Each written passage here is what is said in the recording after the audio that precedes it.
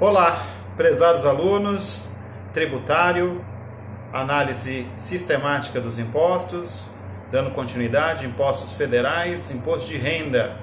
Estamos no prazo, a instrução normativa da Receita Federal, a 1924 de 2020, prevê o lançamento para todos os contribuintes entre o dia 2 de março até 30 de abril.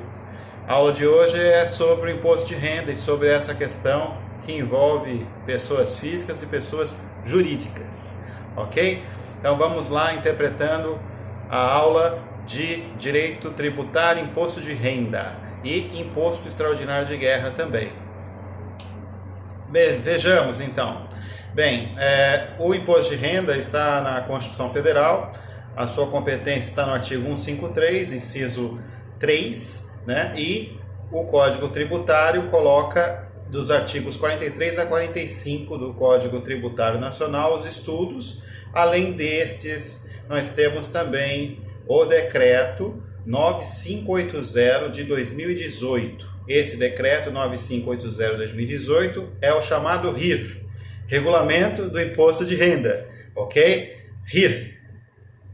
O regulamento do imposto de renda estabelece todas as regras específicas para pessoas físicas e jurídicas, ou seja, lá estarão detalhadas todas as formas de lançamento, apuração, fiscalização e homologação desse imposto de renda no território brasileiro, ok? Então, muito importante é a questão da aula de hoje. Imposto de renda tem como hipótese de incidência auferir renda. Então, auferir, quem obtiver renda, é uma hipótese de incidência que se torna concreta quando a renda efetivamente tiver à disposição da pessoa física ou da pessoa jurídica. Lembrando que é renda e proventos econômicos. Renda advém de juros, de aluguel, de salários, de prolabores e também advém de investimentos. Então, a renda é um dos fatos geradores quando a pessoa física e a pessoa jurídica comete o auferir renda. Só que o Código Tributário também coloca proventos de qualquer natureza. Então, proventos de qualquer natureza são aqueles determinados no inciso 2 do artigo 43 do Código Tributário Nacional. Então, lá está descrito o quê? Que prêmios de loteria, achados, heranças, até propinas são tributadas e são chamados de proventos de qualquer natureza pelo Código Tributário Nacional, ok?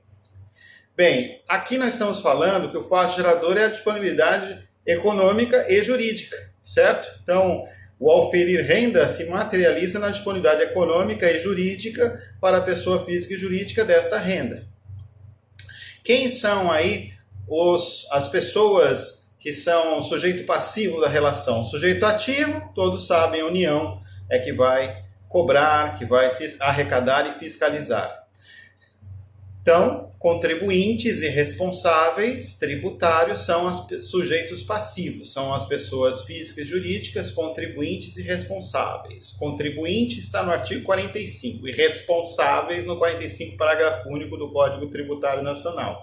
Exemplificando, né, então, a questão de um trabalhador, a pessoa física, ele tem a renda, dependendo do valor, né, se for acima de R$ 1.903, segundo a tabela do imposto de renda, que não é corrigida desde 2015, ele terá desconto na fonte do seu trabalho. Mas isso não significa que ele deverá também se isentar, né? Se é acima de 1.903, ele terá também que prestar contas no ajuste anual.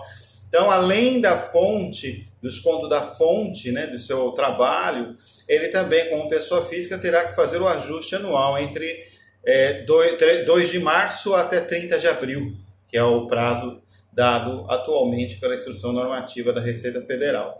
Então, nesse período, o trabalhador fará o ajuste anual, que é o que a mídia coloca, né? Quem não fizer o ajuste até 30 de abril, então dentro dessa questão. Já as empresas, pessoas jurídicas, o regime de tributação para elas do imposto de renda é um pouco diferente, porque a declaração pode ser mensal, trimestral e o ajuste para as empresas é até 31 de dezembro de cada ano, ok? Então, muito importante é o estudo do RIR, Decreto 9580 de 2018. Esse decreto atual, ele, como eu já disse, ele traz as regras específicas e é muito importante fazer a leitura, né, que lá especifica as formas de contribuintes, como eles estando fora, né, do Brasil também devem fazer a declaração de imposto de renda se tem bens no Brasil. Então é interessante, as pessoas no exterior, pessoas físicas que têm bens no Brasil, o RIR determina isso, que também faça a declaração do imposto de renda, o ajuste anual até 30 de abril. Importante também, dentro do contexto da aula, a base de cálculo e as alíquotas. A tabela, como eu disse, não é corrigida desde 2015. Então, temos lá a primeira faixa de isenção até R$ 1.903, né? A segunda faixa de 1.903 até 2.826, a terceira faixa 2.826 a 3.751, a quarta faixa 3.751 até 4.664 e acima de 4.664,68 é a última faixa, que é 27,5. Fala-se faixa porque as alíquotas vão aumentando. Então, a primeira faixa é isenta, a segunda é 7,5%, a terceira 15%, a quarta 22,5% e a quinta 27,5%. Os rendimentos auferidos mensais sobre estes valores das faixas serão tributados. E aí tem o ajuste anual. Por isso que existe essa expressão, ajuste anual no imposto de renda, pessoa física e pessoa jurídica. Para a pessoa jurídica é diferente, tá? Aqui, essa tabela é para a pessoa física. Então, é muito importante o estudo da pessoa física, porque nós todos, como cidadãos, se tivermos aí uma renda acima de R$ 1.903, repito, não corrigida desde 2015 pelo governo federal, e aí nós teremos que fazer essa declaração. Gente, importante também a questão das etapas dessa declaração, né? Começa sendo uma declaração pelo contribuinte, então, lançamento por declaração. Com o pagamento, haverá o processamento dos dados pela Receita Federal, e aí o processamento de dados também vai lhe dar a oportunidade de restituição, nos casos de dedução que também estão na aula, ok?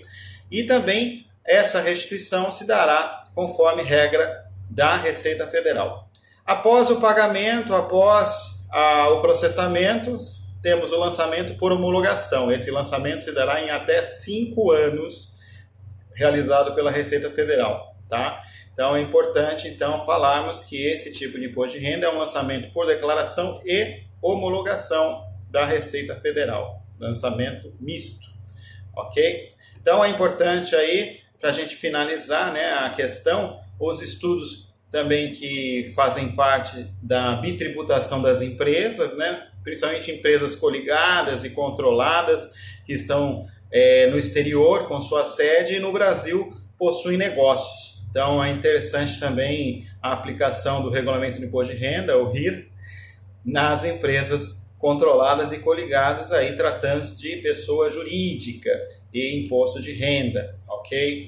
É importante também as questões que envolvem as deduções, tá? As deduções elas são importantes porque vão lhe dar a restituição. Então é importante a leitura, que as deduções com educação, dedução por dependente, dedução com planos de saúde do contribuinte, deduções que fazem parte das regras tributárias, vão dar o direito à restituição dependendo da sua renda anual.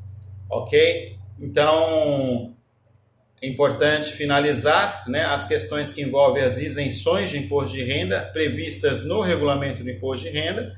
Tá? Então, lá existem 47 situações de isenção previstas no Regulamento do Imposto de Renda. Tá? E aí são isenções diferentes daquela da faixa de R$ 1.903 da pessoa física. São isenções de situações jurídicas já dispostas no Regulamento do Imposto de Renda. Okay? Com relação ao Imposto Extraordinário de Guerra, está lá a sua competência no artigo 154, inciso 2. Esse regulamento prevê, né, a possibilidade, né, de uma competência ser colocada por lei complementar. Então, a norma ela é uma norma que precisa, né, de regulamento, precisa ter uma lei complementar. O imposto extraordinário de guerra só existirá se houver guerra externa. O artigo 154, inciso 2 da Constituição fala nos dá essa direção, né? E também é interessante dizer que ele poderá ser criado por medida provisória, né? A medida provisória ela é colocada em prática e em 90 dias se aprova por decreto. Se a guerra se externar por muito tempo, aí se faz uma lei complementar, tá? Então é importante aí essas modalidades de legislação voltada ao imposto ordinário de guerra. Já caiu na OAB se há inconstitucionalidade de se criar o ICMS de guerra. Então, diante disso, né, é importante também se ater que esse imposto ordinário de guerra é de competência federal, o ICMS é de competência estadual. Então, cuidado, né, a competência da União não pode invadir a competência do Estado com relação à tributação. Tá? Então, estudem e até a próxima aula. Obrigado, até mais. Fiquem com Deus e com muita saúde. Abraço.